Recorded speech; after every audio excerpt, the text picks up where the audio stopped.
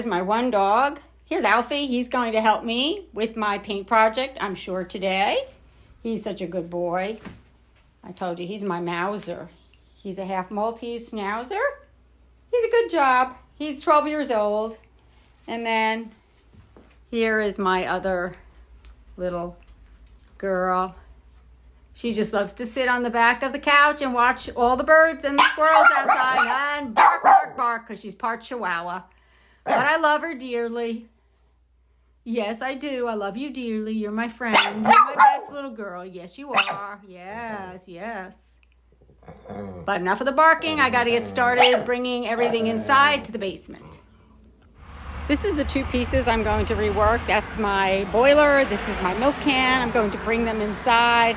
I've taken all the bird feed out of it, and now I'm going to bring it downstairs, decide how I want to paint it.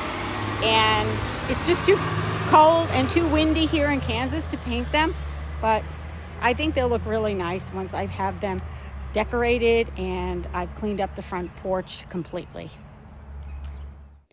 I have 4 colors of Rust-Oleum Painter's Touch. I have a red, and I have brown, and I bought a green and a yellow. Now, these are their lowest level paints. They are not 2 times coverage, but I have not been having a lot of success with the higher end paints, and I really wanted something that wasn't totally covering it. So here's what it looks like. I'm still getting some of the rust coming through, which is really what I wanted. I did not want a total matte coverage of this item. And I'm painting the bottom with a ultra coat black metal paint that is much stronger and heavier than the Rust-Oleum spray paint I'm using. And I'm just using that on the bottom because I'm trying to prevent rust and further damage to this unit. So I'm going to continue. I think it's looking good so far. I'm just going to spray paint the other side and let it dry completely, and then decide whether I want to make it solid or I want to leave it.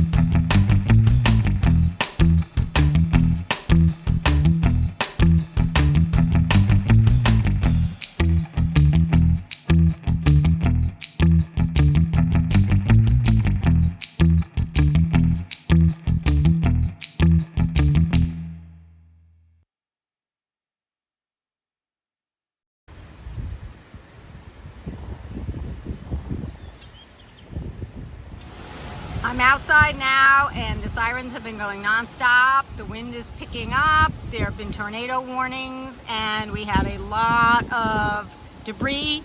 Tree limbs fall down on our lawn here today.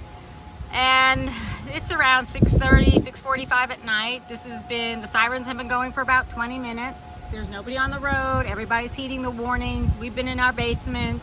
Luckily we have one, but you can hear the wind all of a sudden just starts picking up, and it's a major whoosh.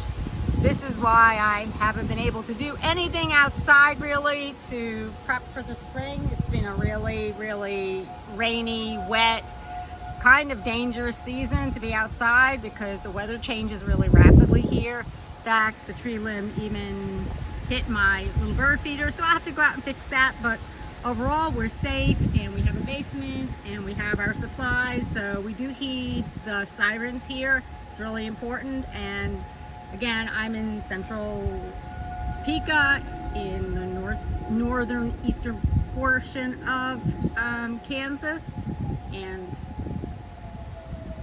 yeah, it's just kind of scary. So it's just the way it is.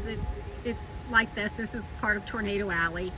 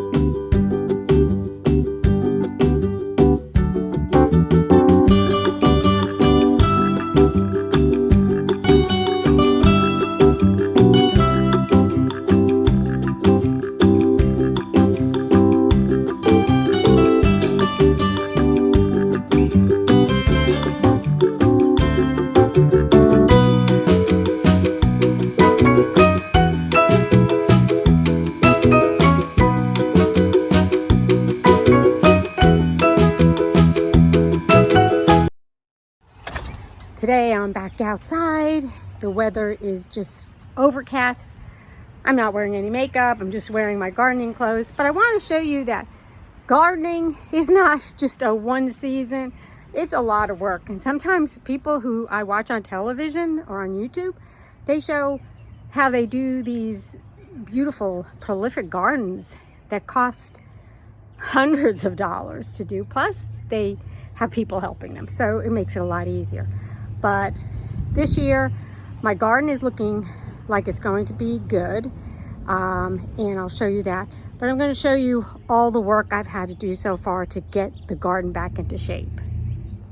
This is the perimeter around the garden, and I've had to take up this entire sheeting that I had that was supposed to protect it from weeds. Obviously you're supposed to put mulch over it, but I didn't, and even though I put tons of weed killer down, had weeds everywhere. So I basically used my handy dandy weed chopper. It actually just cuts the weeds off at the root, and some of the deep ones I dug out. But I'm going to be putting black liner down. It may be a little slippery.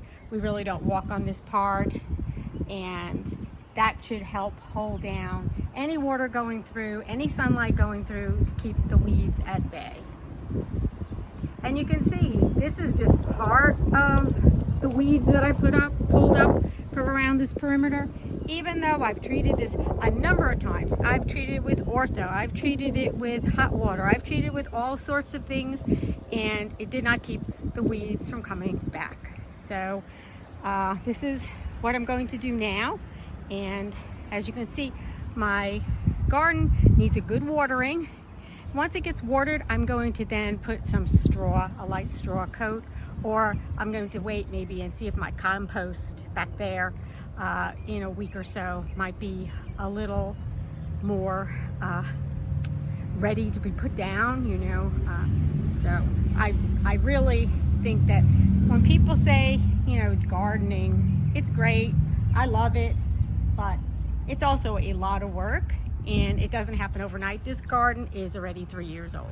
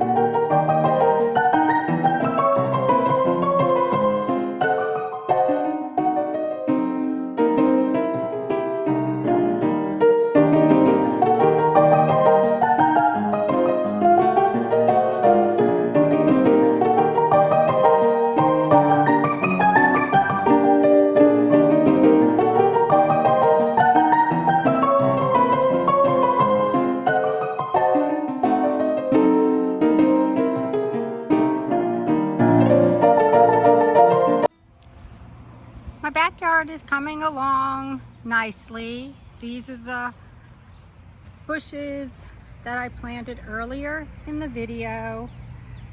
A couple of them were already here, but I planted these smaller ones here and they seem to be doing good.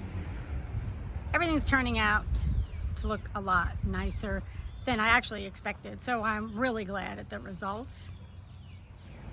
Here's an updated view of how my hostas are doing. When I showed the original video, there were just a few little sprouts coming up, but now they've really come to bloom and I'm really happy. They like this corner of the house. It's nice and shady, gets a lot of moisture, and overall this is one of my best accomplishments. Again, here is my garden. This is obviously about 3 weeks. It's taken me a while to do this video and everything is growing nicely. I have some weeding to do, but everything is growing. Haven't yet seen any hummingbirds. We will start to fill them this week, and overall the garden is looking really good. Still waiting for my compost to be ready to lay in the garden just lightly, and then I will be mulching.